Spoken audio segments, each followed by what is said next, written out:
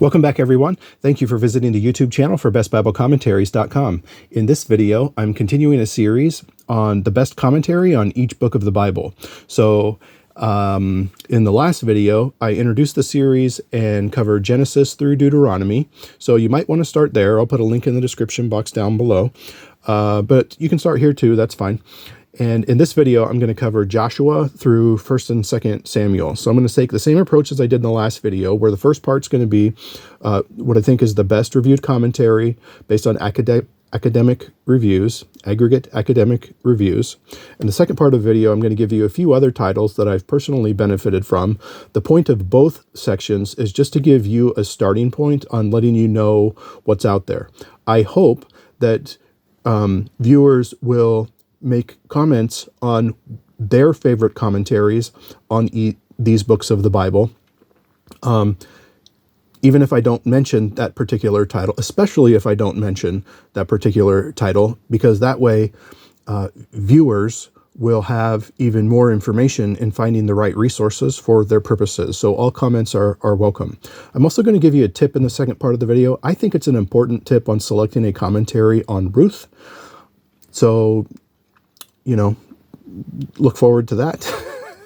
And you can decide whether you would agree or disagree. If you disagree with me, I'm sure you'll let me know in the comment section. So we'll see how that goes. All right. So first up is Joshua.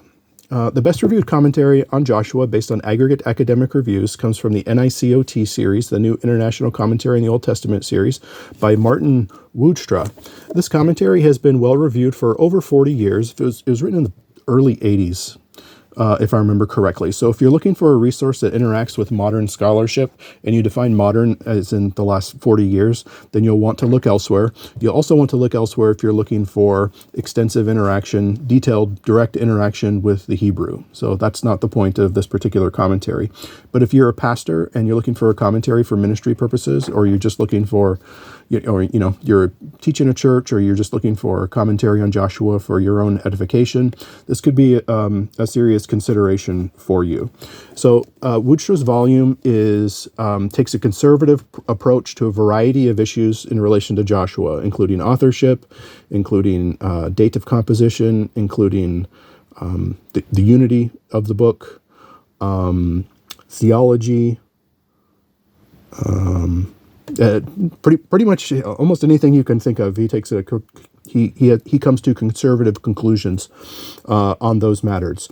It's well reviewed for exegesis, but again, it's the type of exegesis that would be helpful for pastors and lay people, not the type of exegesis that Hebrew scholars would benefit from, probably. I have a page on my website where I list the best reviewed commentary for all 66 books of the Bible on one page.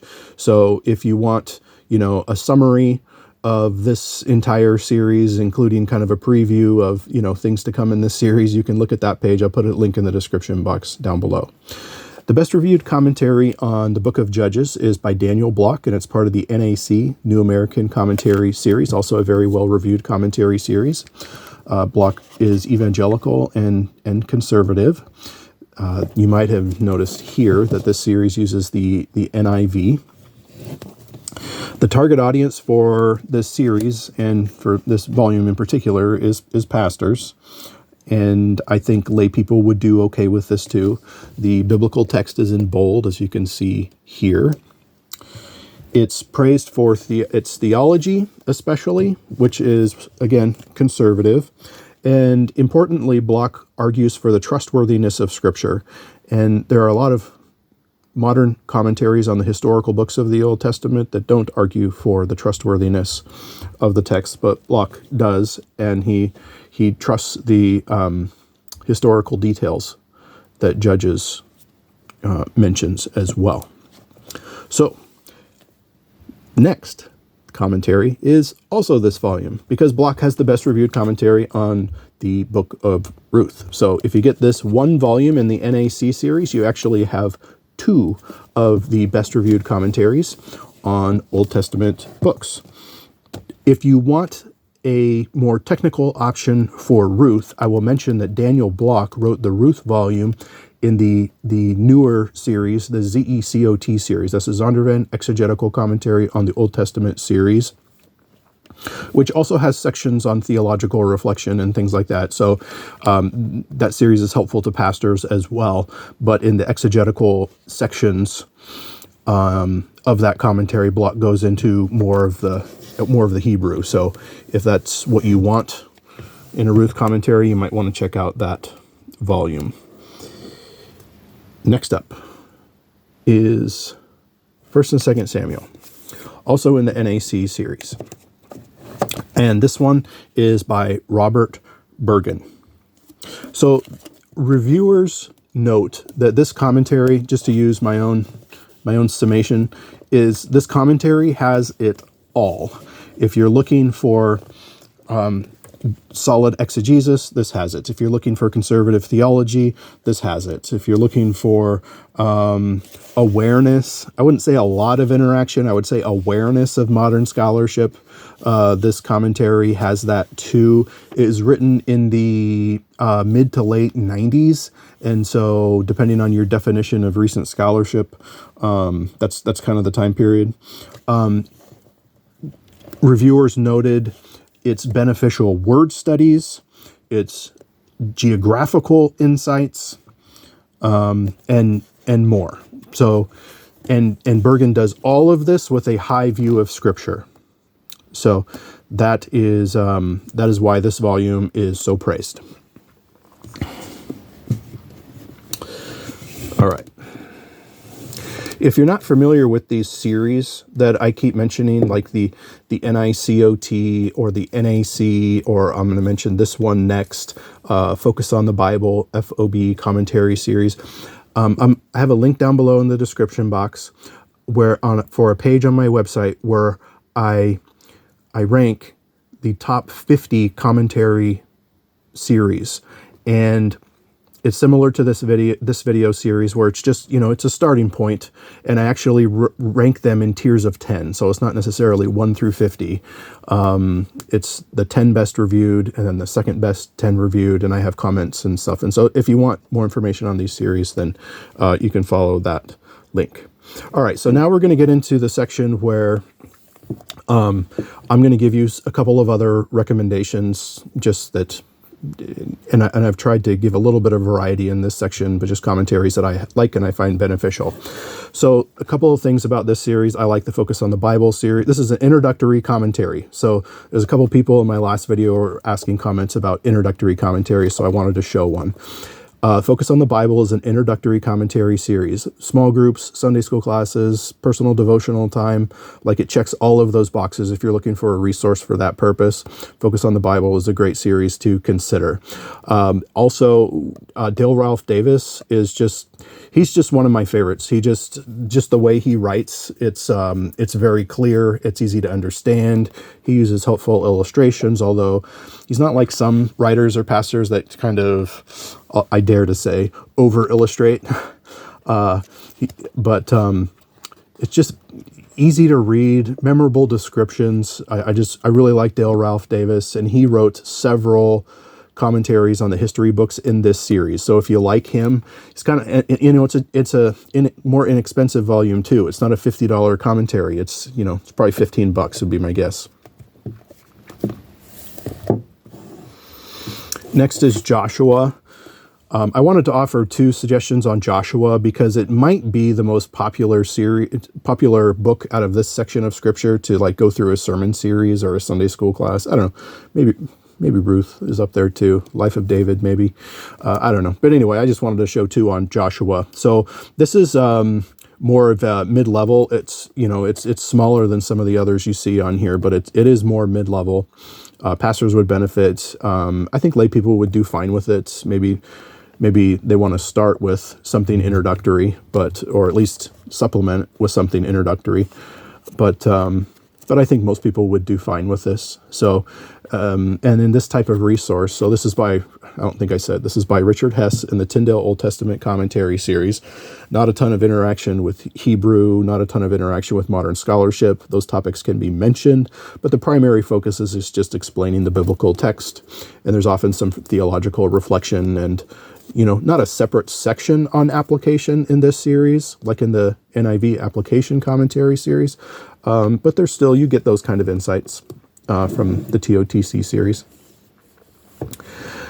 Next up is this volume, which has a number, 5 or 6 Old Testament books in it. It's Numbers through Ruth. And so this is the Expositor's Bible Commentary series, and this is the revised edition. So if you have an older edition, I think the book that, if I remember correctly, the book that I'm going to mention is not included. I should say it's a different author. So this is a suggestion for the book of Judges. Make sure I got it on camera here. By Mark Boda. Now, Mark Boda is known for writing some mid-level and technical commentaries in recent years, but he also wrote this Judges volumes that is more accessible to lay people, and I think pastors would do just fine with this commentary.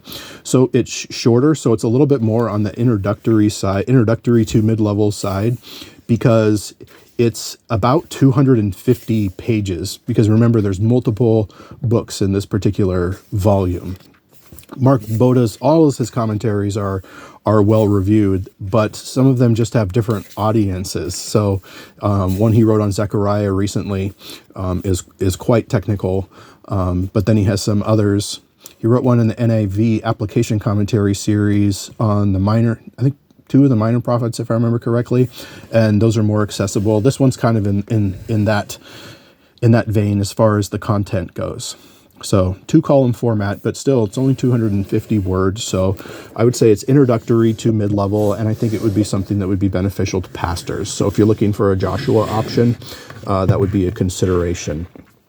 All right, this Word Biblical Commentary series, it contains Ruth and Esther, and it's by Frederick Bush. So it's well reviewed for those books, for both books. And it's another option to Ruth. So I mentioned Block's Ruth, and this one has a little more detail on the exegesis than Block does. So if that's something that you want, this would be a consideration. Although it doesn't have sections like on application or anything like that. All right, so this is also a very well-reviewed commentary series. And so here's the most tense part of the video, where I give a tip on Ruth commentaries. So here's something that I think should be a consideration when selecting a Ruth commentary. One of the things that scholars are divided on when it comes to the book of Ruth is whether her actions, whether her approach to Boaz in the 3rd chapter, I think it's 3, 7, and 8, if I remember correctly, 3:7, I think might be the key verse I'm thinking of. Whether her actions are inappropriate or they're appropriate, whether she behaved immorally or attempted to behave immorally, or whether she was behaving morally the whole time in her approach to Boaz. And I would just invite you to reread that 3rd chapter if you don't recall the scene off the top of your head. So I think it's a consideration, at least to know what the view is of the commentator that you're using on Ruth.